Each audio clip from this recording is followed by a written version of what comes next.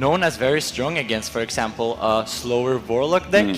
Also, Faeli's Taunt Druid is significantly more greedy than NaviOOT's Taunt Druid. So if we see this mirror coming up, then Faeli will be very favored, because that would be a long, grindy game for sure. And NaviOOT has come in prepared to this. When I was just backstage a moment ago, NaviOOT was talking to Muzzy, preparing for that exact mirror match, trying to get tips on how to maximize your percentages when you have a less greedy list. But we are ready to jump into game number 1 of this final series hit here at HCT Singapore. And I've got to ask you, as an incredibly successful Hearthstone player, do you like Faeli's choice to keep the Wild Growth there on the mulligan? Well, Wild Growth is known as a very good card, and it's a classic one, you know? Yeah. Druid wants to ramp up early game so they get more mana to use their big stuff, and that's especially important in Taunt Druid because you run a lot of expensive cards. That is true, with no 6 or 7 cost cards at all. You really want to hit both Wild Growth, and I think there's another card that you'd also really like to find in your starting hand. Yes, we see that Faeli is doing this exceptionally well with drawing both Wild Growth and Nourish. I couldn't have done it better myself, to be honest. You're a great caster already. You're saying fantastic play here for drawing Wild Growth and Nourish. Yes. So what do you think about this matchup, Derek? Well, I haven't seen all too much Taunt Druid in the meta recently, but what we saw this exact matchup in the last semi-final, didn't we, between Casey and Navi, and it went pretty one-sidedly for Casey, I think, in that matchup. He just had too many minions on the board. Katharina was basically impossible for Navi to deal with. But now that it's flipped around, Navi on the Death Rattle Hunter, I think he's feeling fairly good here. He's got a good amount of minion pressure that he can throw down early on. But if he is going to kill Faeli, I think Navi needs to play as the aggro deck here. He can't afford to go into the late game, or the taunts will just be too big. Yes, this matchup is probably essentially like a race towards their win condition, right? I think that if Faeli manages to get his taunts going and his Hadronux active very early in the game, he will probably manage to just overflow the board, so it becomes impossible for NaviOOT to connect through it. But at the same time, this is very hard because the Death Rattle Hunter is very good at making big stuff, and early cube plus play dead leads to Taunt Druid having like no answer at all. It really is, and also the fact that Taunt Druid can't really run mind control tech like we see in some of the other Druids allows NaviOOT to just go super wide on the board, even picking there, I think, Terrascale Stalker over the Keleseth. Do you think that's the right way to go, again, focusing on more early boards rather than a Keleseth buff for the whole deck? Yeah, I think that's the general attitude you want to have to this matchup, because I think that if let's say they both draw their entire deck, I think that Faeli will most of the time get on top. Yes. Because the value of having the Hadronux combo and after that Witching Hour Cube is so big that there's no comeback. So NaviOOT has to get on board early.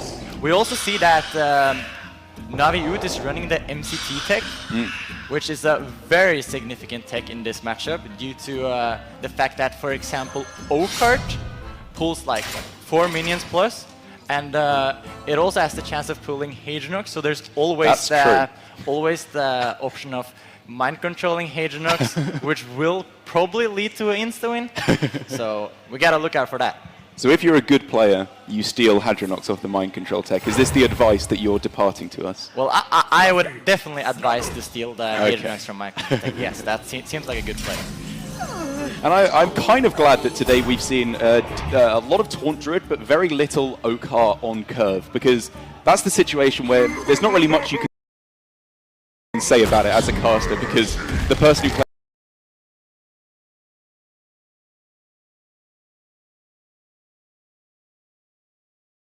of mind controlling Hadronux, which will probably lead to an insta-win. So we gotta look out for that. So if you're a good player, you steal Hadronox off the mind control tech. Is this the advice that you're departing to us? Well, I would definitely advise to steal the Hadronox from mind control tech. Yes, that seems like a good play. Of doing different trades, he probably wants to respect the Primordial Drake. He could have went for some other trades there, going into the Sleep Dragon also, but that would have led him incredibly weak to upcoming Primordial deck. Yeah. Clean sweeping all his 5/2s. I think I like also leaving one big minion on board when you have Spider Bombs in play in your hand. It might be a little bit difficult to activate them right away, but if a flanking strike is found or a play dead, he'll be able to just destroy whatever big dragon comes down from Faeli. Yeah, there is actually a very interesting combination of cards that is in NaviOOT's hand now. If he manages to pick up for example, a play dead, he could potentially go Spider Bomb and then fuse his Spider Bomb. That's true. His other Spider Bomb and then play dead, which will immediately destroy both of Faeli's towns. So if he manages to get that combo, I think there would just be a total blowout. What are the other cards that both players are looking for here? Because like you said, play dead would be good for NaviOOT. What are the big cards he wants to close out the game, and what does Faeli want in response to that? Well, the big close-outer when it comes to Death Rattle Hunter is obviously Katrina. Yeah. And you want to pull your big beast like that. Like you see that NaviOOT now has the Witchwood Grizzlies from hand. This is what you most of the time don't want. But at the same time, NaviOOT, I believe he runs 2 additional beasts, both King Crush and Charged Devil Sword. Charged Devil Sword, yeah. So it's not that huge of a problem for him. He has a lot of gas when it comes to Kafrina minions. Yeah, there have been a lot of players cutting back down to 3 beasts total in the Death Rattle Hunter. Where do you fall? What are your favorite distribution of beasts in the Death Rattle Hunter? Well, speaking from own experience, I've leaned towards playing with 4 beasts. Yeah. But I really have actually only played with Savannah Hyman as the last beat. Okay.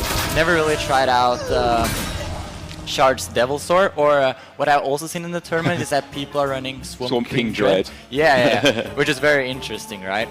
But yeah, we see that this is having a lot of success there. Also, an interesting talking point, which we see in this final, is that both our finalists have Town Druid. And I don't think this was a very expected thing coming up to the tournament. Town Druid wasn't one of the most popular decks, at least from my mind. Yeah, I'm very surprised by this, particularly because Token Druid has fallen down in popularity. A lot less people are bringing the Token Druid. And I've heard that Taunt Druid is a pretty good matchup against Token Druid. You just have too many taunts to put in the way if you ramp up quickly. So I am surprised that the Taunt Druid has done quite so well. We see that NaviOOT is still greeding onto, or he's still choosing not to trade into the Sleeper Dragon. Probably because he's still committing into doing this Spider Bomb play eventually when he will get a Spider Bomb procer. Also, this also leads to risk of Faeli getting more time to draw his cards. And I think that what is very scary for NaviOOT right now is that if Faeli ever gets time to get a Hadronox on board, the Spider Bombs doesn't look that good anymore, right? Because you always have the chance of getting the Spider on the Hadronox and then a bunch of dragons back into board. So NaviOOT still needs to be playing aggressively here, even though Deathstalker Rexar is in play. It's just pretty unlikely that the zombies will be perfect enough for you to get Cave Hydra or Bloatbat or whatever else you need to clear off the big board. Still just wants to find Katrina, King Crush, whatever he can to close out the game right. Yes, that is definitely the main game plan you have when it comes to approaching this matchup. But at the same time, we see that Faeli is only running 1 Witching Hour, I believe. That's true. And this can lead to a lot of clunky, or it can lead to like not drawing the Witching Hour, which means that NaviOOT can, I don't know, I've actually seen in this matchup before that if NaviOOT manages to stick a significant enough minion and then cubes it, they can actually manage to poke through all of the towns. And especially when Faeli only runs 1 Witching Hour, this seems like a scenario that can happen. I don't think we will see it happen necessarily, because NaviOOT will still go for the pressure plan, but it's something that you have to keep in mind if the game goes long. And I think all the things that go right for NaviOOT in this matchup come from when he goes aggressive. If he plays aggressively, it can force Naturalizers to be used not on Hadronox. It could force cubes to be used on minions that aren't Hadronox. And at that point, a couple of zombies could give him the ability to just run Faeli out of resources, because outside of the Witching Hours, there's not that much big stuff in Taunt Druid. Yes, also the big problem with Town Trade often is that it's very inconsistent when it comes to drawing cards. And you also see that one of the big draw factors in the deck is Master O card, which is the big swing card, right? Because not only does it pull a huge board, it also essentially cycles you through your deck and gives you your cubes and witching hours faster, right? Yeah. Which are the significant cards to the essential win condition of the deck. So the advice that you're departing to any aspiring Hearthstone players who want to learn from the #1 point earner in the world is Master Oak is good. Yeah, Master Oak is definitely good, and I actually have a lot of experience playing Town Trade from earlier expansions because it used to be like one of the go-to decks when it came to ladder, and Ramp and Oak is the general success when it comes to the deck. But there's also a lot of I know that Faeli's inclusion of one Witching Hour was very odd for a long time. Yes. I know that Witching Hour was like a very core card, but then we saw people like, for example, Coleno starting to cut it, and then there was a meta game where we hit, and I think everyone started cutting one Witching Hour. But at the same time, we see that other people choosing to play 2 Witching Hours. I'm not sure which one is correct though. I have personally not played too much Town Trade recently because I haven't trusted too much in the deck, but as we see in this tournament, 2 Town Trades in the final, so you have to recognize that and maybe look back on it and see. Maybe Town Trade just was to bring. Yeah, I feel like it's pretty good. I feel like a slightly greedier list might have been even better, given how much control and anti-control has been in the top 10. The top 8 and top 16. But it's clearly working out well for these players so far, as NaviOOT is ramping up here with the double Witchwood Grizzly to get a little bit of pressure on the board. And the Doom Pact there from Navi. Do you anticipate that will be good? Or the Doom Pact? Is the fatigue aspect too scary? The fatigue aspect is very scary, but it could reach a point where they both are very deep in fatigue, and NaviOOT manages to get a very clean Doom Pact up, maybe together with his cube, where he can get significant tempo, and by that just winning the game. Also, we see that Faeli now has picked up his Hadronux, which is a huge pickup for sure. Yeah. Not only the fact that he can get a giant board in play, but also naturalize to get his opponent closer to fatigue, means that if it does get to that fatigue point, Faeli should be in a pretty good spot. Unless he knew that Navi has the Doom Pact as well, which will definitely be helping him out along the way. Yes. And we see that NaviOOT is aggressively building beasts, searching for these significant beasts that will end up potentially winning the game. We have the Poisonous Blowbat that can deal with that entire Hadronux board. That is game winning. We have Stone Tuskborgs. We have Cave Hydra plus Poisonous. Yeah. There's a lot of significant beasts that definitely can change how this matchup normally goes. So by spamming the hero power button, he gets a lot of tries on getting through. So do you think it's the right idea here for NaviOOT to be pressing the hero power that aggressively, or should he be focusing on playing cards like Cube and Egg here to be playing out his minions? Well, it's an interesting decision. Like from NaviOOT's perspective here, Faeli hasn't played the Hadronux yet. That's true. And he doesn't know that he has the Hadronux in hand, which we see he had and played now. So he from his perspective, he can take it slow. Oh, that's a bad turn. Yeah. That's you really don't want to see that. Yeah. So now we can see the potential swing turn that NaviOOT has with Cube plus Doom Pact on the Devil's Sword. So this is disgusting. This is a potential winning play right here. Do you think there's any consideration for mind control tech on this turn? Could you win by just stealing a big minion? Okay, let me look at it. So I feel like we always have to. It gets pretty. It's tough, isn't it? Yeah, it's really pretty tough. hard. We also, since we ended up discarding the play dead, we don't have the fusion combo with the spider bombs. Yes, so, that's true. Like a potential, let's say this Hunter's Mark was the play dead. Yeah. Then we could have went mind control tech, then spider bomb, play dead. That would have really almost cleared the entire board. He's going for it. He's going for it. Oh, that's so sick. So now he's going straight to fatigue. So he's risking going into Witching Hour plus the cube, which will be lead to insta loss. But at the same time, Faeli only has 3 cards now, Yes. 8 cards left in deck. There's nothing that says that he has this yet. So yeah, it's definitely a risk, but I think that this is the player supposed to do. I think it's just spot on from Navi because he's realizing the game is slipping out of his hands here. He's not going to win in the late game. If he takes it slow and tries to go into fatigue, he'll probably lose anyway. So he's forcing Faeli here to have both the Witching Hour and the Cube, of which he has neither. Yes, and we also see that Faeli has to draw with this branching path now. He's almost dead on board. And I think he still has to draw. Because he needs to find this Witching Hour Cube combo, else he will just lose. It's not like just one card he needs, which he could get off the top next turn. It has to be a 2-card combo to save him. So I agree. He has to draw and hope to get very, very lucky in the next couple of turns with those draws. Yeah, he can potentially draw here and then set up the Trog Gloom Eater to maybe deal with the Devil Sword. But at the same time, there's so many cards in NaviOOT's hand, so there's nothing that necessarily says that he can deal with it. So now the charging Zombeast here. What is the Zombeast? That's a Tundra Rhino and a Tiger, I think. So I think it has 7 attack. 7 attack, yes. Which, unfortunately, with the taunt in play, you can't play Hunter's Mark as well. Yeah, so you can potentially play Hunter's Mark here, attack into the 1/1 then, push with both the Devil Swords. That will then put Faeli down to 4 health.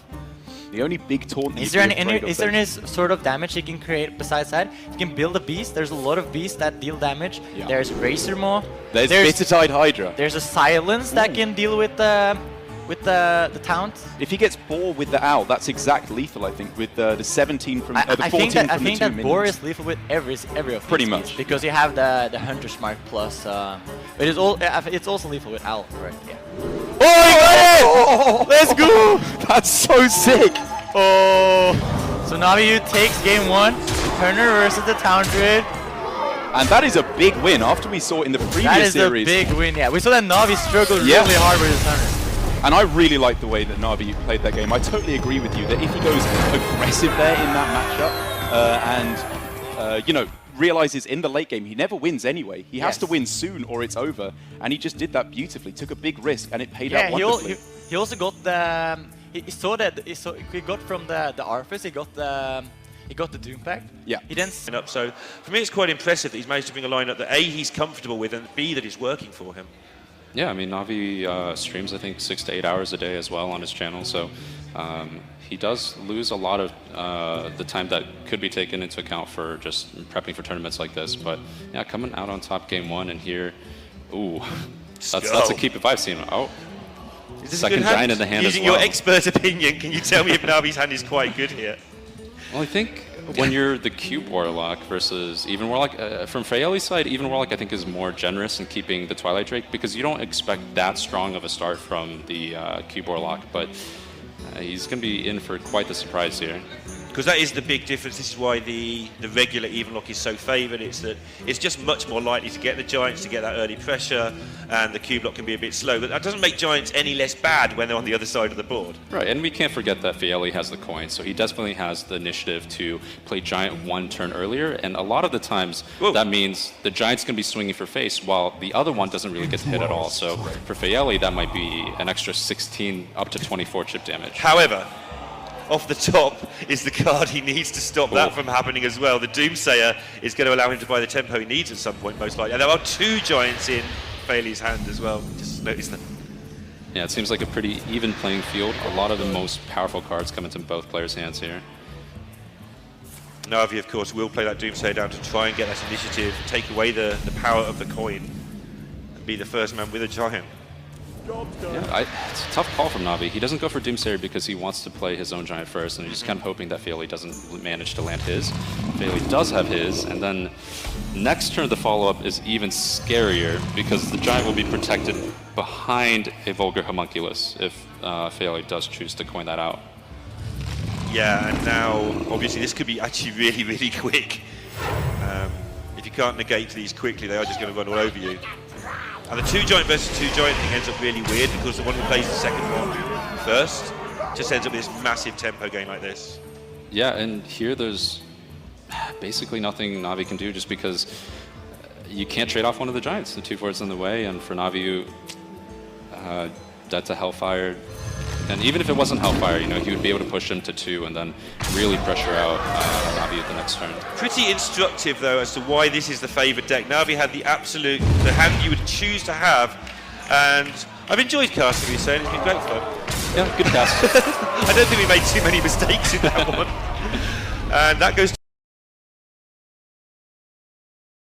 to 1-1 in this final, and that must be a bit of a punch in the stomach for Navi. He thinks, oh, I've got a great hand in this unfavoured matchup, and then you lose in 5 turns. I mean, that just goes to show how favored it is for the Even Warlock. Even Warlock is running Silence, it's running Ooze, it's running the Giants, and then when you're on... It's fantastic. They have no way of standing up to the value of even just one Witching Hour into Cube. Whereas in the mirror, if you go Witching Hour Cube, they'll do the same thing right back at you, and you'll just be going trade for trade, minion for minion. Which means when they inevitably have another cube to get one of the natural, the Hadronoxes that pop out, they should be in a pretty good spot. But here we see neither Taunt Druid lined up in this first game. It's the cube lock for NaviOOT up against the Shudderwock Shaman for Faeli. And this is a matchup that we haven't seen much in a while, but used to be a pretty big hallmark of competitive Hearthstone play. Yeah, it's kind of funny, because every time we see the cube lock, we say, this is a matchup we haven't seen in a while. It's true. NaviOOT's the only person to really have any success with it in a long time. You did correct me earlier, we've seen it here and there. Sparingly, but Navi's managed to forge it into a deck that's taken it all the way to this finals. But yeah, this is not a matchup we see much anymore. Do you feel that much has changed since we last saw it? Obviously, we've had some expansions since then. Yeah, expansions have come around. The nerfs have hit to cube lock since we mainly see this matchup. But I don't think that's too much of a detriment to this matchup, because the nerfing of Dark Pact and the Possessed Lackey generally hurt you more against the mid-range and aggro than against the control matchups. Against the more control, slowish matchups, you still have Skull into summoning the Doom Guards, Cube into Dark Pact. You still have Gul'dan, which is an incredibly powerful card in any of these control matchups. But still, the name of the game for Navi is to play aggressively, push for lethal quickly, because in the super late game, nothing can beat the Shudderwock combo. Yeah, and the reason he has a great chance in that early game is that the AoE does not really hurt the deck at all. Not Obviously, too much. the hexes are a nuisance, so you have to be careful of. But when you've got 9 health and 7 health minions, well, sort of flying around everywhere, Volcano just suddenly doesn't care too much, or doesn't do too much. Yes, the Volcano is not the premium removal in this matchup, unless they end up just having like 2 Doom Guards on the board or something like that. It's generally the Transform or Silence effects that are so key to stop NaviOOT from doing his powerful combos, because it's not so much the fact that Hex will be powerful in this matchup, it's the threat of Hex, which is the real killer for NaviOOT. The fact that he can't just go Doomguard and then cube it and leave the cube intact without killing it off himself, because it will be transformed. He's not allowed to make his most powerful plays because of Transform and Silence. And even though later on the Warlock could end up with a massive wide board, it's too late when that happens. Yes. You're either winning as the Shudderwock next turn, or you're pretty much dead. So Faeli, realising that the early pressure is the key, just going to challenge the board, not going to mess around with this MC tech holding it back. He may hold the second one for a little while to see what transpires. And while we've been nattering on about the general wider thinking of this matchup, you know, it's been a little bit slow in the first few turns. These aren't aggro decks. Well, I mean, I guess a lot of people would meme that Cube Block is an aggro deck, but they're a little bit slower, so it's taking a little while to get going, but now is when NaviOOT is really going to put the pedal to the metal, as it were, and get these demons on board with the Faceless and the 2 cubes in hand. He should be pushing forward a very aggressive board state very quickly. So as you say, it's the threat of the Hex. The Hex is there, so depending which one pops out next turn is going to make a big difference to how this game unfolds, I feel. The option to play Faceless could also be pretty terrifying, because you can't Volcano that long, and that's another reason that Faeli's got this good board. You can actually do something about it, just chip away that health to set a Volcano up. This is what we pretty much always see in the unfavorable matchups. The out for Shudderwock Shaman is primarily to get the Shudderwock combo available on turn 9 or 10 and just win the game. Yeah. But outside of that, you curve out, you dominate the board, use your removal when they go for one big minion in the form of Earthshock and Hex, and try and just delay the game so long. Their minions never allowed to connect face because they have to trade, and then you go for the big combo afterwards. Yeah, down to 16 already. It's not that much of an issue, but you know, the more damage you can do to the Warlock early, the less they can tap, the less they can sort of freely just hit you in the face, and they have to actually concentrate on doing other things. And while this play for Navi does clearly leave him very open to Volcano, I think, as we've been talking about, the threat of Earthshock and Hex is too strong to go for a Carnivorous Cube there, even though the follow-up would clearly be unbelievably powerful if it was left uncontested. The fact that it would... Oh man, sorry, I was thrown off by the pickup of the ooze there. The fact that the cube could have been Hex would have been too detrimental for Navi, but now Faeli is left with an unbelievably difficult choice on this turn. Yeah, because we can see the hand. Yeah. And even then it's difficult. Even then, I agree. If you leave up these Doom Guards, cube packed on the following turn puts you in such a dangerous spot. But then if you leave up the weapon and there's another demon, I think you have to deal with a thing that's definitely happening. From where he's sat, he's definitely getting hit by a lot of Doom Guards. He might not have another demon in hand, for instance. If it's that close... He's trying to do both here, it seems. Got a chance of working, having rolled the Wrath of Air token. And now he can do both. Yeah, if he throws down the Earthshock, he could deal with everything here. This is the power of Farsight, banking your mana earlier on to deal with a bigger threat when you need it. Yeah, getting the air tokens allowed him to do this, and it's going to take Navi's hand absolutely apart. It's pretty sad here for Faeli because you don't want to be throwing down Earthshock, considering how powerful of a card it is in this matchup. But just look how much this has turned around for Navi. This was looking amazing for him, with the cubes being incredibly live cards there. And now they've gone to being pretty dead cards for the moment. It might even be the case that Navi has to just play Doom Guards from hand. It very possibly will come to that. Yeah, this turn's not much fun for Navi. So we are looking at how far behind Navi has got in the sort of medium term. However, Faeli has 4 cards, none of which apply pressure right now. Yeah, that's true. So Navi should get a chance over the next 3 or 4 turns to get a reload of some sort. But for the moment, it is just going to be pretty mediocre turns from both players for quite a while, actually. Unless from Faeli we could see Manatide Totem, Grumble, Chain Gang, Acolyte of Pain. There's quite a few good draws here for Faeli to put him pretty heavily back in this game. But he's going to need to find them quickly, because while NaviOOT is having a couple of turns of dead draw, if he just plays Doomguard and it dies and then he gets Gul'dan, or he just goes cube packed on it, he is all of a sudden putting a huge amount of pressure on the board. Yeah, and I was going to address that as well, because playing the Doomguard before the Gul'dan is picked up could be a big deal here. And this Defile just lines up absolutely beautifully if he wants it. Yeah, which he does, unsurprisingly.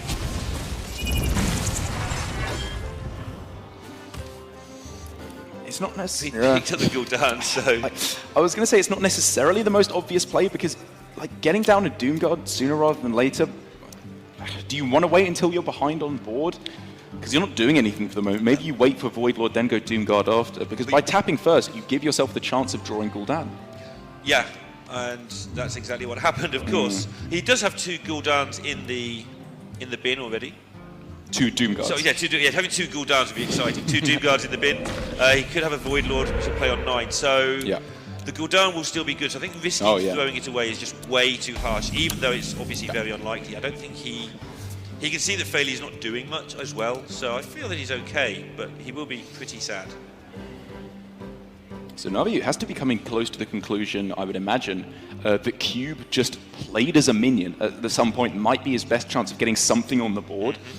He's got 2 of them. I mean, I know it's all very nice to say, well, you don't want to waste them, but this game probably only goes 7 more turns, something like that. He might have the chance to do the shenanigans twice. But this pickup of the Spirit Singer gives him a lot of other options available to him as well, if it sticks for a turn, or even gets rid of some removal. That's a big if. The chances of Spirit Singer sticking on the board, it's always one of the highest priority removal minions in Hearthstone. Sure, but do you mind if it gets Hex? I mean, if it sticks, that's great, but if it gets Hex, that's not too bad either. You've got a lot of other things you can do if that Hex is out of the hand. Basically, the fact that the hand is so close to being so good here means NaviOOT kind of has to sacrifice some of the combo pieces because he's not going to be able to do everything you want. In order to do all the most broken combos with Q-Block, you need Skull active because you can't afford to play the price of demons to do those combos. So here he's saying, okay, Tal'Daram and Cube, I obviously don't want to eat the Tal'Daram because I don't want it to get silenced or hexed away. So just getting the most amount of power on board here. As this is one of the few times I think I've ever seen both a cube and a Tal'Daram cube with no minions inside. Yeah. People have played way too much Fluke. They're just playing anything down there that copies anything. Yeah. As that Manatite Totem for Faeli is big. This all of a sudden turns it around, taking the clock from being on Faeli to start putting the pressure on to kind of turning it around to Navi. Oh, yeah, just looking at this pickup is, well, I just started to cut you off there. Yet another Prime Defile into Mountain Giant. Just once again puts the pressure back on. Given that all you've got to do is get to next turn and things do go your way, especially if you've got some attack on the board. How important is it to clear off this board? Like, you kill off your own guy as well, which it's not dreadful because it's frozen and not particularly powerful. You could Mountain Giant and just Spellstone the Manatide. Killing the Manatide is an absolute priority when your opponent's this low on cards. Yeah, I guess I can respect this a little bit more. Yeah, it's close though, it's close. Yeah, it's close. I guess the argument is you may get another Defile, but you won't get a much better target for your Spellstone. Yeah, maybe you could get through a chain gang with the Defile. It's real close, and all these cards from Navi, I'm just starting to wonder how likely he is to take the victory if he doesn't play this Doomguard at some point. But like, even having said that, I agree now that he's found the Gul'dan. That's too much of a risk. If he discards that, he's in such a dreadful position. One other thing that the Mountain Giant does, it puts 8 health on the board for protection for those Doomguards once he plays Gul'dan. I was thinking you might have to find a way to get the Void Lord into play to get extra health on the board for Volcano protection, but with this Giant, he might not need to do that. Well, what I think we're going to see now from Navi is the legacy, the consequences of his choice to throw away Cube and Tal'Daram, but keep the Spirit Singer Umbra, and it's going to work out pretty well, because next turn we could just see Umbra, Cube on the Giant, 2 more Giants into play straight away, which means Hex and Volcano. Even then, I don't even know if that would completely clear the board. It would have to be a huge amount of development here, or a huge response from Faeli to be able to fight back against all those Giants. Yeah, we need to remember where Death Rattle Hunter originated, and it was basically this deck that did it. We think Death Rattle Hunter gets a bit silly. Yeah. Well, when Cube gets the Umbra going, my goodness. It's very silly. We took Umbra out of Cube block for the longest time as well. Didn't really need it. It was beating the control decks anyway. Yeah. Now you just wanted to be good against the aggro decks. Extra greediness. Yeah. And Navi is stomping this tournament by preying on all the slightly quicker control decks. And it's far from an autoplay on this turn, because Faeli does still have a really good amount of minions on board, which makes trade all of them in and Volcano a lot more viable on this turn. Yep, and he's decided that he's just going to play the second Giant. Very similar to the turn last time, except this time it sets up so much more damage. This is just a gamble that Faeli will not be able to clear both of these minions off or develop massively in terms of minions. And Faeli clearly cannot develop in a large way in terms of minions, because still, he is just getting all the cards he doesn't want. He just wants draw. If he'd got an Acolyte of Pain there and he'd been able to go Acolyte Volcano, that would be insane. Yeah. And now Faeli's got to work out how much he's willing to take. He has got that Healing Rain as an insurance policy if he decides to just go with a Hex, for instance. But this is not looking fun. He has the Earth Shock in case of a Cube. He's not likely to be able to touch a Cube anyway a lot of the time, so... And I think it's just looking pretty good no matter how you slice it here for Navi, because Faeli throws down this Volcano, then Navi could go Gul'dan, summon back 2 Void Lords, 2 Doomguards, and then next turn, Umbra Cube probably just wins him the game outright. Yeah, pretty easy here for Navi. Taking the aggressive line, this is what he was setting up for. Giants take the bullet, they leave up these Doomguards able to get the damage in, and then he goes for the big plays with Cube. Yeah, it still has that other Doomguard in hand if he needs to take a risk to get back into it if bad things should happen. But doesn't look like bad things are going to happen right now. So the best turn that can be made here for Faeli is Hex Healing Rain, which brings him back up to 29. 1 Doomguard in play would mean only 15 damage could go face on the next turn, unless a Dark Pact is found. Yeah, Faeli's not even in a position to sort of go for YOLO Shudderwock, because it just gets met with a Void Lord. No. And like, okay, how are you going to get your 6/5, 6/6s through this? Navi really just needs to be afraid of the fact that there are 2 mind control techs stored in the Shudderwock Battlecry pool, I believe, that Faeli has played, as well as the Glacial Shard. So there's just Shudderwock is a very live draw for Faeli that NaviOOT needs to be considering in his next few turns, because we've seen an unfully powered Shudderwock without the Grumble in there win quite a lot of games already today. Yeah, I think Navi will be well aware of the merits of making sure there's a lethal when you go for your weird play, based on the semi-final match he had where sort of it happened in his favour. Yeah, I guess he considered it for all of about half a second before he decided to go for the play I was thinking he would go for a while here, because, I mean, nothing else just looked even close to being as good as this. Even if it was Shutterwalk off the top to get a double steal, I'm not sure if it would get there, and Grumble is just not the card Faeli was looking for. I think it's over for Navi. Looking like Navi's going to take that 2-1 lead. Faeli gives it up. Navi is one game away from taking down the final APAC Tour stop of the year, basically on his home turf. Close enough. As he's going to get. That's a good point, as you can hear. But things can happen. As with all analysis of Taunt Druid, the response can always just be, but Oakheart. Well, and there you go. And there he is. But I think it's a valid analysis when you're talking in terms of they're going to see all their cards and lose. Actually, you can just Oakheart them. This isn't the mirror, this is the Shutterwalk, but Oakheart. Did you hear when we were talking about, when I was casting playoffs, that Frodo and I looked it up? My name literally means Oaken-hearted. Really? Darek in Gaelic means heart of oak, Oaken-hearted. So I'm literally called Oakheart. Oh, right. I think my dad just thought of mine when he was shaving one day. So I don't know if that's a good thing or a bad thing. It probably means everyone's hating me. Everyone hates me. You shouldn't be playing as much Mali as you're playing. You've got to probably a good point. As Navi, once again, I mean, how many games of Druid in a row now have we seen where the wild growth has been drawn? It just seems like it's been an unbelievably good Druid day. If he can pick up a blooming Nourish now as well, it would just be one of those games where Druid does Druid things once again. So it is National Druid Day, declared by Darek. Get out there on ladder, play some Druids, rank up, get yourself to rank 49. You'll be good. One day I'll get there. I didn't mean you. Oh. You've got no chance. As both players just curving out as best as they can here. Obviously NaviOOT trying to find the ramp as the first Dragon Hatcher is found. He's playing two of them. Navi has the 2 Dragon Hatcher, 1 Sleepy Dragon list, I believe, where it's kind of a middle of the road, not quite the usually accepted 2 Dragon Hatchers, 2 Sleepy Dragon route, but it does still mean that Master Oakheart, for the moment, is a very, very good play on turn 9, unless another Hatcher comes into hand. Yeah, and I feel that something that Navi's done well here, which is why these lists are a little bit unusual, is he's obviously got a very, very sensible strategy for the tournament, but he's also sort of gone with comfort picks. Because he's streaming 6 to 8 hours a day, I talked to Stain for 2 seconds about it while he actually sat on the desk in that crazy game number 2. I feel that Navi has gone not only with a strong idea, but also stuck to what he likes, what he knows, because streaming for that length of time, you kind of don't have the time to learn the intricacies of a new deck.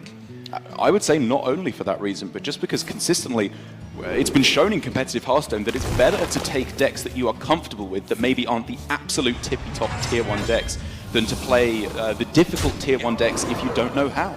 Yeah, a lot of people go with the HS replay stats, but it's only the top teams who get the results with them. That's because those stats are averages, and people tend to play what they're good at, and those numbers come out of what you're good at. If you're bad at the deck, as we do see here for Navi, speaking of not being very good at a deck, draws the second Dragon Hatcher here, which makes Master Oakheart a significantly worse play. But, I mean, having Dragon Hatcher in your hand, it's still a card that was put into Hearthstone. It's not bad summoning a couple of dragons from your deck, and he really just needs to find a way to get that pressure going before the nonsense can come down with Hex later on. Because due to the fact that Navi is playing 1 Witching Hour, 1 Cube, his late game capabilities are actually pretty weak. He needs to rely on 1 big board of taunt getting over the finish line. Yeah, and Faeli can kind of shut that down and buy a lot of time with this double mind control tech he's picked up along the way. Oh yes. And he is making every effort to make sure he doesn't take any early damage, so maybe he can survive a turn somewhere, get some mind control techs, and you'll steal a big taunt because that's all that's going to be on the board. And then maybe steal another one, maybe get a Shutterwalk down and steal some more, and suddenly... A lot of maybes there. The empty techs are in hand, so maybe I'm being a bit maybe-esque. Have some conviction, Verinda. I've got plenty of convictions, but we don't talk about those on air. I'm starting to fill in a lot of blanks here with your pre-Hearthstone life. How useful is Lightning Storm late? I guess when you combine it with Electra, it's not completely terrible. like... Okay, how good is a 3-3? Can you Lightning Storm 1-3-3 and just get rid of it? What does a 3-3 do though? It's not hand space you need to worry about. Like obviously 7 mana is not particularly important for Faeli to find, but I think like Lightning Storm I think is more likely to be good later on than it is now, and a 3-3 is less likely to be good later on than it is now. A 3-3 just doesn't do much. You're not smoking down the Taunt Druid. You are relying on them running out of stuff because they put down big boards and you have answers in the form of Mind Control Tech, Hex, and Volcano. And he might get a 1-1 anyway in a minute. He's got a 50% chance. So, wait. This board is looking pretty sad. And his hand is just waiting for his opponent to do so. That's one of the worst feelings. Like, you've got everything, but because you're not developing, you're waiting to just respond to your opponent. It can just be sad times. I guess he's seriously considering playing one of these MC techs, but it just doesn't do enough. He's just got to... I think he's just pretending that he's got decisions here, to be honest. Well, like, the consideration to go for Mind Control Tech, because I agree you really want the effect of Mind Control Tech to go off, you have Shudderwock. If you think that your one big swing turn back into the game is they go for Hadronox Naturalize, and then you just play Shudderwock, and you get two Mind Control Tech activations, you freeze a bunch of stuff, maybe you get a Hagatha Battle Cry as well. If you believe that is your game plan, then I think you're willing to throw down the Mind Control Techs. But I think for Faeli, he's realizing here the benefit of being able to have 4 or maybe even more Mind Control Tech activations over the game is more valuable. The 3-3s just don't do anything here. And he only had 1 turn with which to wait. Yes. To see if an Oak Heart, a normal Oak Heart, which obviously this hand isn't conducive to, he just thought, okay, for the sake of 1 turn, the 3 damage, the 3 pressure just isn't going to be worth it. Oak Heart, however, while it's pretty clear that it has not met the purpose it was desired to do in this matchup. It's not dead. It could just be a Hadronox summoner from the deck, which could be very important for Navi. If we see Hadronox right at the bottom, Oak Heart into Naturalize, that could be the one massive swing turn he needs to take this game. Faeli not advancing anything though at the moment in terms of quests. He is just completely on the defensive for the time being. Just think how Navi is going to be feeling here. He's still 1 game away from being a tour stop champion. He had Oak Heart and Wild Growth in his starting hand, and then everything just kind of fell apart. Yeah, and he's not regularly able to compete on the tour. Absolutely not. He's got his stream, which he's done a massively good job with. I mean, it's a very enjoyable stream. That's why he's so popular, both in chat and in the building. And for him to take down a tour stop at one of only his sort of 3 or 4 attempts he's been able to go to, absolutely insane if he can take it. Faeli kind of the opposite. He's had more attempts in the top 8, I think, than Navi's had all year. Faeli is just a top 8 machine. And for Faeli, he's going to be developing, I would imagine, what a lot of players have been getting of like the finalist's curse. Yeah. You get right through to the end and thinking, oh, this always happens to me. I never quite get there after his performance Oslo. Oslo's second place, but also in playoffs in summer. He came top 8 there. Very true. So, top 8 in Wild, top 4 DreamHack Summer. He's had all these, I mean, these aren't top 16s, but he's talking top 2s and top 4s. Yeah. Like finally getting some pieces of what he's trying to do available for himself here. And this is going to potentially force Navi to overcommit a little bit. But Navi will know that what is going on in my opponent's hand? He did nothing at all on turn 7. It's really difficult to get a hand read though, because there's a lot of cards that Faeli just wouldn't play. It could be cards that NaviOOT is afraid of, like Hex, Mind Control Tech, Volcano, Earthshock. It could be cards that just don't matter in the matchup, like Healing Rain, or to a lesser extent Lightning Storm. Yeah, there could be Shudderwocks, etc. But You never I know. think he knows that 3 high health minions is probably a pretty good spot right now. Yeah. He plays around Volcano to some degree, and also the Mind Control. And while this has been going pretty miserably for NaviOOT, at least in the last few turns, or we've been making it sound that way, that is far to say that he is out from this game. Because while I've been saying that the big chance for him here is to make one board that is impossible for Faeli to deal with, that is not completely impossible to make. He is eyeing up the double naturalize, I think, here. Oh, no way. Just to see if you burn the Shudderwock, it could just be the end of the game. It's got to be tempting. It does have to be tempting. I don't think he's in that bad of a spot. No. And because he's leaving up the Manatide Totem here as well, like, how many cards can Faeli realistically dump as the Grumble is picked up into their hand? Now, Shudderwock, the only crucial card, I believe, left for the full combo to be live. And I think that's why he's gone for the double, keeping up the double naturalize. He can fill Faeli's hand up more before going for it. Okay, he gets more draws, but it doesn't matter. Maybe. You know, you just get a better chance of burning it. I think Faeli is going to be catching on to this pretty quickly, though. I think so too. With what, 9 cards in hand now, drawing up to 10 at the end of the turn, there's a very good chance that we see a sacrifice of his own Mana Tide. I agree. And yeah, here it goes. Oh, but, okay. Or at the very least bouncing. Yeah, but then that fills his hand with more cards again. And he's facing down 11 damage. He hasn't got the available time to really be able to afford to mess around. So he's going down to 8 cards in hand, drawing back up to 9. This could be, what, 4 cards burned? I feel that Navi's got to go from for Navi. it. He has to in go hand. for it That's now. just going to be a third of the deck gone through. You get to naturalize an 8/8 as well, which is a premium target against Shudderwock. Yeah. Everybody holds tight, because if Navi burns this Shudderwock, I think Faeli's pretty much out of win conditions. He's keeping the minions on board to 3. He's playing around everything he can. He's going for it. The crowd's going for it as well, by the sounds of it. See this once already this tournament. Goes a Hex.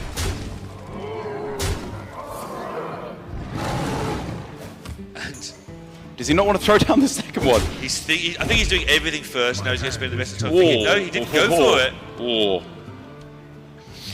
I mean, he wants that naturalized. Maybe he's thinking he can go for, if the Shudderwock fails, that's his ability to kill them off, or at the very least just remove taunts and move towards lethal on the next turn, because his board here is really not bad at all.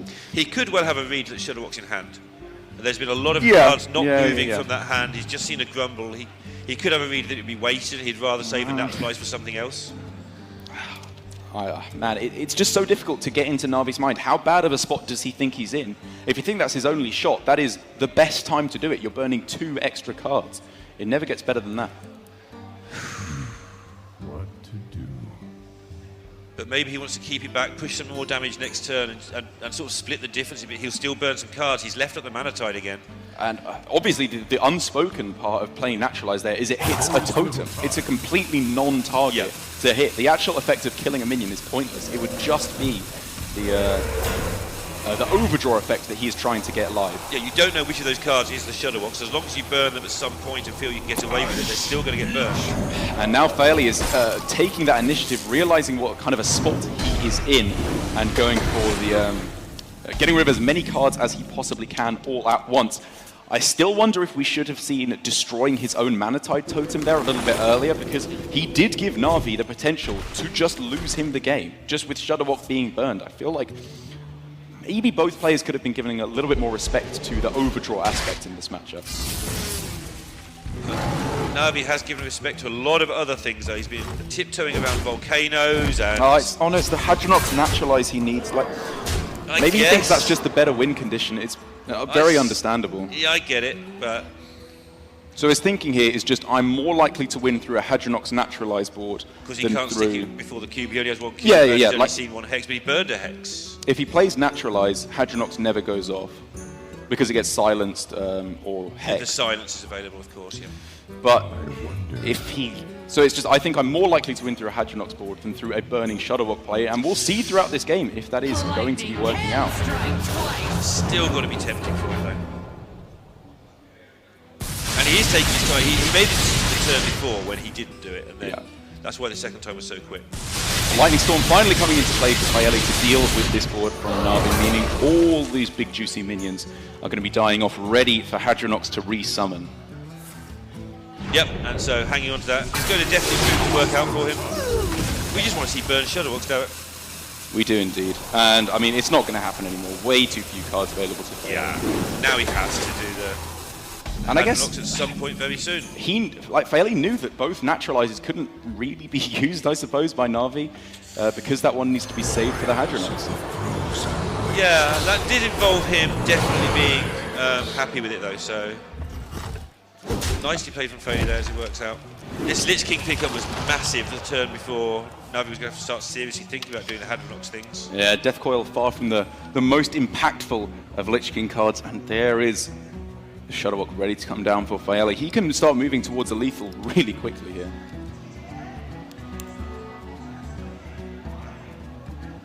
There's just Chain Gang on this turn. Yeah. Probably drop a mind control tech as well if you're getting very close to Shudderwock. Fair enough. Just get it in the pool in case you're ready. then you have to get rid of it, I guess. Faeli, very considered every time it gets near Shudderwock turns. We've noticed that. But fairly reasonably paced player normally.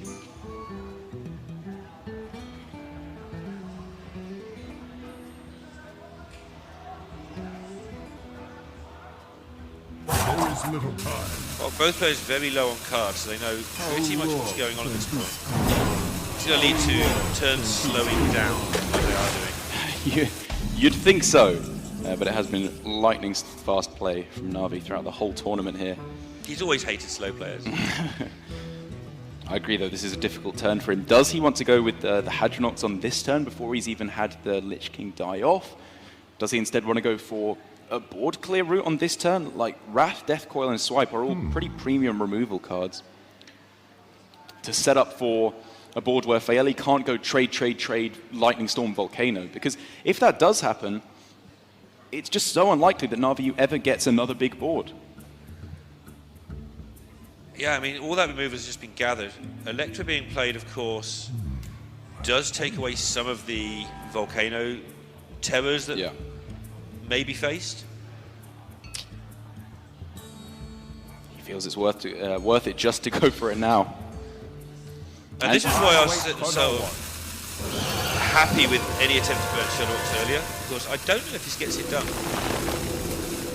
There's 4 cards left, and a lot of this stuff just gets stolen and blown up, and now he hasn't got another way of doing it. Yeah, there's just so much counterplay here for Faeli. If it's just double mind control tech into Hex on this turn, it makes the resurrection from Witching Hour only a 50% because you have the frog in the pool of dead minions for NaviOOT. Obviously, I would imagine with a couple of trades in first to make sure you actually have room for the taunt minions. Yeah, one of the weird things is these minions do something to survive. Ooh, that's not what you're That's looking for. not the one you're looking for. You can't get rid of that at all easily. Until Navi wants to get rid of it, of course. So now, you want to find a way to destroy your own minions here, but they don't look all too juicy. Like triple trade into the Primordial Drake is far from fantastic.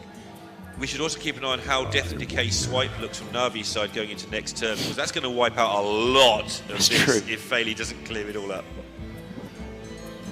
I just think Faeli's going to clear up like such a good amount of it. Okay, Comes the next one, gets the big boy this time. That's definitely the one you're looking for, but the triple trade onto the Lich King and then hexing the Primordial Drake, isn't that just the wrong way to do it? Because if you miss stealing the Lich King, you can just hex the Lich King anyway, and it means that a Lich King hasn't died on your opponent's side of the board for if they resurrect it with Witching Hour. Would it have? Was there space?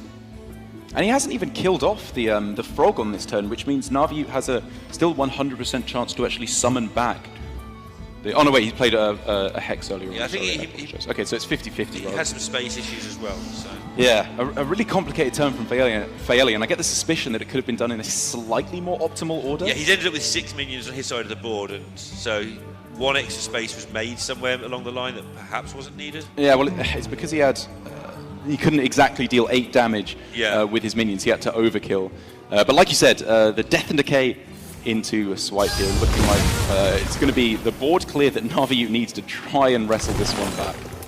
Time waits for no one. He's actually just happy with the Death and Decay and using the Wrath. And even getting some cheeky card draw to keep it coming. There it is. The cube into the Witching Hour here. He's basically his final chance to try and pull back this board. It needs to work for him. But for Faeli, he's just got Shudderwock. Yeah, he needs to do some thinking about Zolas, but that's all he's got to do. Well, he's got Zola in the hand. That's what I mean. So, yeah. Oh, okay. He just needs to work out which way around he wants to approach it, whether he needs to bother messing around in advance. Don't think you do. So what happens if you fail here for Faeli? That's what he needs to consider. If my Shudderwock misses and the Grumble goes before the Chain Gangs and I don't get any 1-mana Shudderwocks back to my hand, am I still winning this game? He would then not have any mind control techs left to steal his opponent's wide board of minions. But maybe this is just it for NaviOOT. If the Witching Hour misses, there's not much left that he's got. Yeah, with a second frog in the pool, or the extra. Here we go. Good luck, everybody. This could be the end of the tournament. Ooh. There it is. That's a shuttle up back to the hand. The freeze effects, the lifesteal. This is just what Faeli needed, and I just don't think it's there now for Navi. Even if he goes Witching Hour into cube and it actually works for him, the insurmountable Shuttlebot win condition is now active. I think this is a Game 5 that we're looking at here at HCT Singapore. And it's a Game 5 that would likely be a Taunt Druid mirror, but with just 1 or 2 cards different. It could make a massive difference to the outcome of the tournament. It really, really could. Navi is going to have to be on his absolute top game if he's going to be able to take that. I can see. There we go. Saw the patented Navi come on there with his breath. Like when he's trying to G himself back, there's always this little come on. Everyone who's watched his stream would have heard it 1,000 times. Just come on, good, we got this. Yeah, he's very far from out here, but coming into what was probably a pretty favourable series at the start, Navi is lamenting the fact that it has gotten all the way... You can't leave it up. Yeah. You just can't. It's just a free win against some of these decks. Or if you listen to the pro players, against every deck in Hearthstone. Pretty much, that's what... Yeah, Hunter said he gave me a little bit of coaching on how to be less rubbish. How did that go? Well, he hasn't given it to me yet. I still suck at it, but I'm sure. But you're going to be less rubbish. Exactly, that's the plan. Means I don't have to learn it. So we are going to be just waiting for this queue up. It must be I mean, it's a great feeling, but it must be one of the most nerve-wracking moments. Just sit there with this pause, waiting to get the thumbs up into game number 5. But there it is. So whoever you're rooting for, good luck. This is going to be a Taunt Druid mirror, Faeli and NaviOOT, to see who wins HCT Singapore, the last APAC event of the year in terms of tour stops, at least. Yeah, the prestige is absolutely... it means such a big deal. Having all these pro players in the audience, evaluating, scrutinizing every one of your plays. It's going to be quite nerve-wracking, but the payoff for if you win is unbelievable. It's nearly absolutely full out there now as well. It's slowly filled up throughout the day for the second day running. All right. First question, who's going to get the ramp? We'll worry about what are you going to do about 2 cubes later on? Who needs 2 cubes? Yeah, this is exactly what you're looking for Navi. If he can pray to the gods and get himself an early Master Oak, he would have been in a nearly unlosable situation. But Faeli here has got Wild Growth, Oaken Summons into Nourish. This is the perfect starting hand. All he could want is a nice big Oak Heart, maybe a Lich King to round this out. And we could have our champion here. Going back 4 years in time to Wild Growth, well played, Wild Growth, well played. And there is the Oak Heart. Navi can't keep a straight face for the first time. And Faeli knows he's drawn it. Faeli saw him do that. He does not know that. He's praying there that it hasn't been found. I mean, they're looking at each other, not that, he saw Navi sort of try to keep a straight face, I'm pretty sure. Now Faeli's laughing unless he's giggling at his own hand. And it's worth mentioning now that if this game carries on in an even state, card for card, both players meeting each other with a decent, decent hands, Faeli will pull ahead. He has the greedier deck, he's favoured in this matchup. But all of that pales in the face of Master Oak, ready to come down on turn 9. Already building the backup hand as well with Witching Hour Cube, just sitting there waiting in the wings. He just needs to say, no dragon hatches, no dragons here for Navi, just the Oak Heart to pull them all out. And we can see just how insane it would be for him. The counterplay for Faeli is not there. His own big minions are Primordial Drake and Sleepy Dragon, which aren't good enough, and a Dragon Hatcher. But this 8-mana turn for Navi is going to be rubbish. Is it though? He picked up the Spellstone as well. This will actually be a very interesting point in this matchup because I heard backstage when Navi was prepping with a couple of the other pros for this last match, advice on this exact matchup. Okay. One of the pieces of advice that I overheard Muzzy give him was be very careful with your Spellstones. These are far from a dead card in this matchup because if it does end up going card for card, an equal board state throughout, right at the end of the game, the ability to kill off their cube when they have a full board of taunts, and then kill off their Hadronox maybe with a naturalize at the end, deny them an unbelievable amount of value. those are the kind of tricks you have to pull to swing things back in your Yeah, where favor. somebody like me is just going to go Oaken Summon, kill your 3/6 at the earliest opportunity. I mean, it just looks because great. I can, It looks right? great, doesn't it? It's a perfect mana utilization, pulls you way into the lead, and that's not to say that he won't do that, or even that it's wrong, because if he thinks Master Okart will just solo win him the game, why not play as aggressively as possible? Close out the game. Faeli's praying. I know there's a Navi pray, but I think we need a Faeli pray with this pick.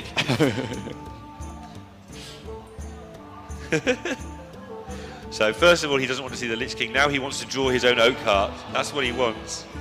Yeah, Navi, I think, is going to be considering here, do I actually want a...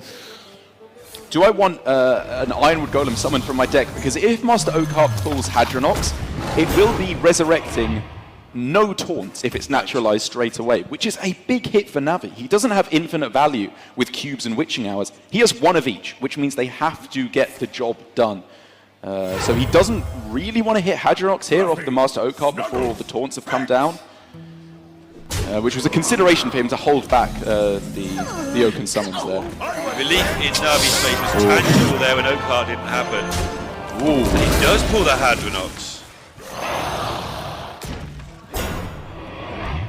Which means now for Faeli, a naturalize on the opposing Hadronox is In advance. worth considering because it only summons back one Ironwood Golem, which is obviously very underwhelming off of a Hadronox. And if from where Faeli sat, NaviOOT has both the one Witching Hour and the one cube at the bottom of the deck, he could start to pull this back and dominate against an early Master Okart.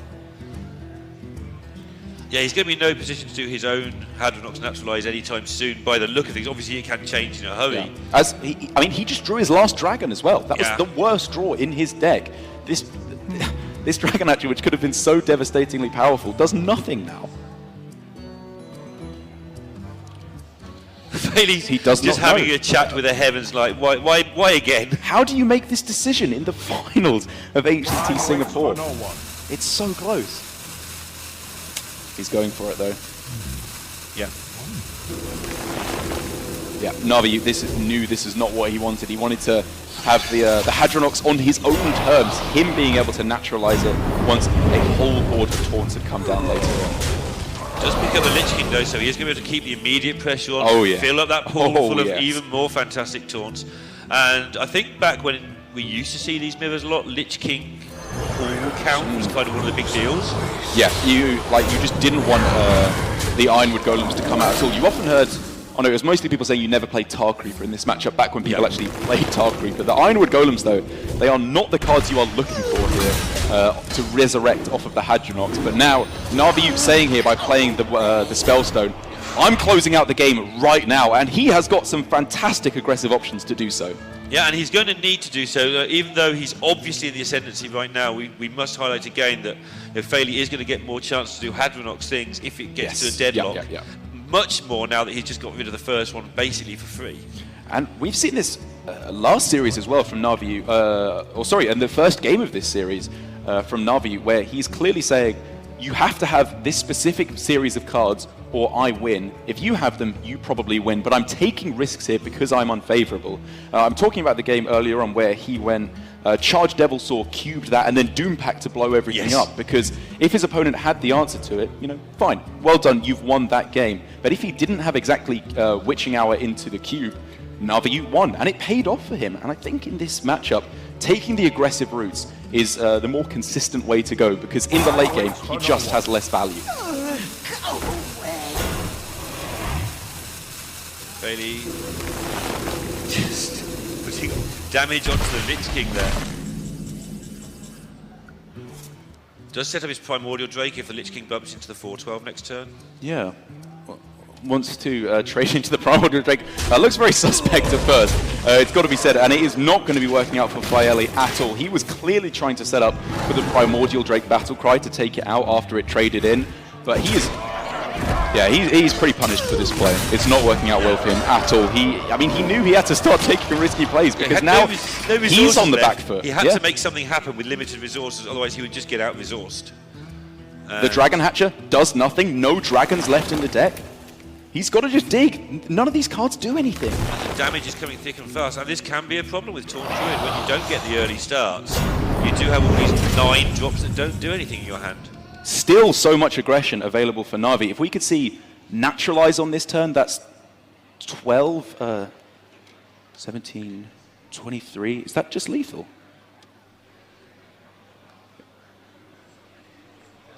12, 17, 23, double branching parts. I think that's just game. Yeah, Navi's mouthing numbers as well. I think that's it. The crowd goes absolutely crazy. They've added it up. And I'm going to trust them. I'm going to trust the crowd. It is going to be lethal. Navi takes off the headset. And here in APAC, Navi has turned up, played a tournament, and just taken it down with a great-looking lineup. And he is going to be absolutely ecstatic about this, given what he's been saying all tournament. Congratulations to NaviOOT for taking it down in his own continent.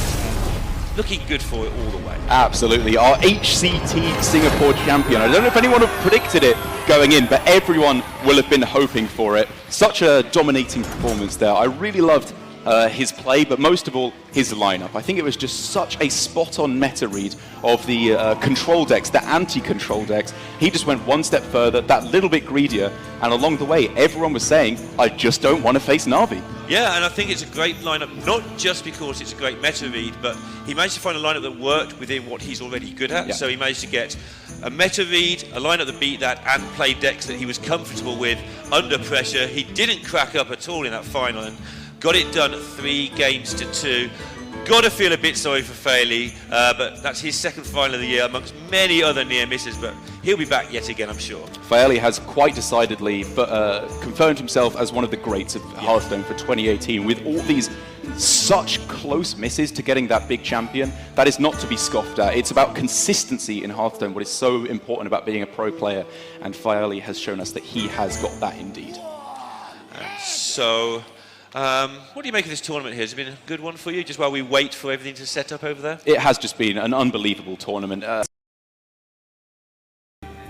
Yeah, I mean, I had the absolute nuts, and I saw him in the Mulligan full keep as well, and I was like, there's no way this guy's the nuts as well. But yeah, I had Okart, and Okart, on to the next game, friends.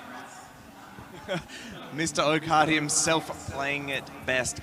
Now, you've had a lot of support from friends, especially a lot of the pros that are here. Is there anything that you want to say to them?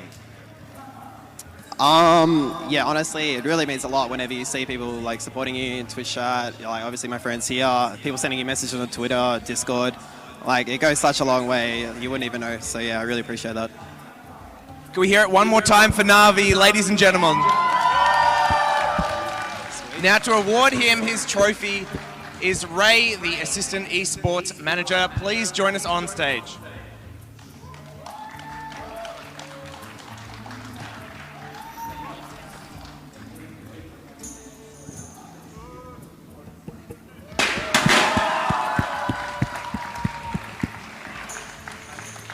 Thank you, ladies and gentlemen, for joining us. Please remember to tune in next weekend for the fall HCT Championship, where 4 players will cement their spot for the 2018 World Championships. Look forward to seeing you there.